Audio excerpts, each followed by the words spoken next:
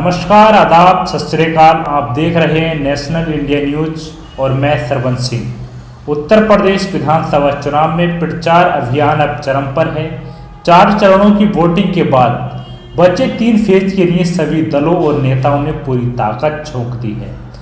एक तरफ जहां विरोधी दलों के नेता एक दूसरे के लिए बेहद तीखे और चुभने वाले शब्दों का इस्तेमाल कर रहे हैं, तो वहीं इस बीच बीजेपी के पूर्व अध्यक्ष और केंद्रीय गृह मंत्री अमित शाह की ओर से बीएसपी की तारीफ ने सबको चौंका दिया है।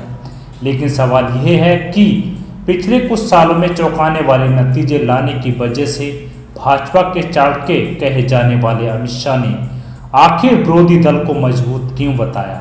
आखिर इसके पीछे उनका क्या गेम प्लान हो सकता है, आइए समझने की कोशिश करते हैं। अमित शाह के इस बयान के मायने तलाशने से पहले आइए एक बार फिर आपको याद दिला दें कि उन्होंने क्या कहा है। दरअसल एक टीवी चैनल को दिए इंटरव्यू में अमित शाह ने एक सवाल के जवाब में कहा कि बसपा ने अपनी प्रासंगिकता बनाए रखी है। मुझे विश्वास है कि उन्हें वोट मिलेगा। मुझे नहीं पता कि यह कितनी सीटों में तब्दील होगा, लेकिन बसपा को वोट मिलेगा। उन्होंने कहा कि मायावती की जमीन पर अपनी पकड़ है। जाटव वोट बैंक मायावती के साथ जाएगा। मुस्लिम वोट भी बड़ी मात्रा में मायावती के साथ जाएगा। अब समझने की कोशिश करते हैं कि आखिर अमित शाह ने बसपा को मजबूत क्यों बताया। राजनीतिक जानकारों का मानना है कि अमित शाह ने यूं ही बसपा को मजबूत नहीं बताया, बल्कि इसके पीछे एक बड़ा गेम प्लान है। दरअसल यूपी चुनाव में कहने को तो 4 राष्ट्रीय और कई क्षेत्रीय दल दावेदारी पेश कर रहे हैं, लेकिन मुख्य मुकाबला भाजपा और सपा के बीच ही दिखाया जा रहा है।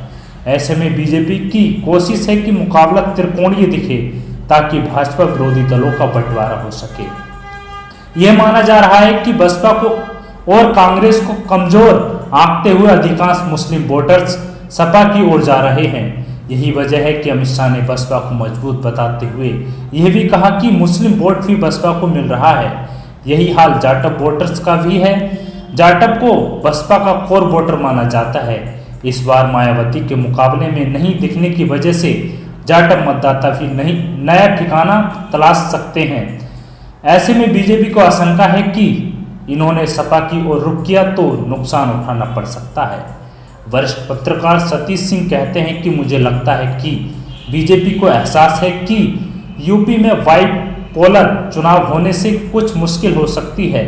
ऐसे में वो चाहेंगे कि मुकाबला त्रिकोणीय हो। सवाल ये भी उठता है कि क्या बीजेपी को ये आशंका है कि मायावती के कोर वोटर्स यदि मूव करते हैं तो वो बीजेपी की तरफ आने की बजाय सपा की ओर जा सकते हैं। एक सवाल ये भी उठता है कि यदि बीजेपी मायावती की तारीफ करती है तो इससे बसपा को फायदा होगा या नुकसान। यदि बसपा के वोटर्स में ये संदेश जाता है कि बीजेपी और बसपा में नजदीकी बढ़ रही है, तो ऐसे में मतदाता जो बीजेपी को नहीं चाहते सपा की ओर रुख कर सकते हैं। सतीश सिंह कहते हैं कि समाजवादी पार्टी को डिफॉल्ट वोट का फायदा हो सकता है। इसका मतलब है कि सपा के कोर वोटर मुस्लिम, यादव और जो अन्य समुदाय के ऐसे लोग जो सरकार से खुश नहीं हैं, डिफॉल्ट में अखिलेश की तरफ आ रहे हैं। कुछ ऐसे एससी वोटर जिन्हें लग रहा है कि बसपा इस बार निर्णायक स्थिति में नहीं है और जो बीजेपी को पसंद नहीं करते हैं, वे डिफॉल्ट में सपा की ओर जा सकते हैं। ऐसे में बीजेपी की रणनीति है कि बसपा के वोटर्स हाथी के साथ रहें तो बीजेपी को फायदा है। तो इस खबर को लेकर आपकी क्या राय है, कमेंट करके जरूर बताएं। वीडियो को लाइक करें, शेयर करें, शुक्रिया। और हाँ, हमारे चैनल को सब्सक्राइब करना ना भूलें। Thank you. तो अगर आपको पसंद आया हो तो इसे लाइक करें, कमेंट करें, शेयर करें और हाँ, हमारे चैनल को सब्सक्राइब करना ना भूलें, ताकि देश विदेश से जुड़ी खबरें आप मिस ना करें। क्योंकि कोरोना काल में 2 गज दूरी, मास्क है जरूरी।